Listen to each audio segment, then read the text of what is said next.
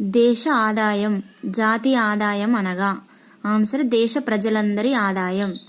తలసరి ఆదాయం అనగా దేశ ప్రజలందరి ఆదాయం లేదా దేశ జనాభా. 2017 సంవత్సరంలో ప్రపంచ బ్యాంకు తన నివేదికలో ఎన్ని అమెరికన్ డాలర్లు లేదా అంతకంటే తక్కువ తలసరి ఆదాయం ఉన్న దేశాలను పేద దేశాలుగా పేర్కొంది.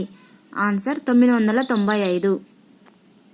2011-12 సంవత్సరంలో హర్యానా రాష్ట్ర స్థూల తలసరి ఆదాయం రూపాయలలో 1,80,174.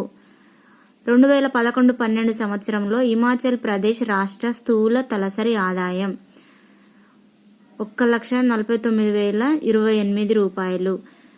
2011 జనాభా లెక్కల ప్రకారం హర్యానా రాష్ట్ర అక్షరాస్యత శాతం 77%. 2011 జనాభా లెక్కల ప్రకారం హిమాచల్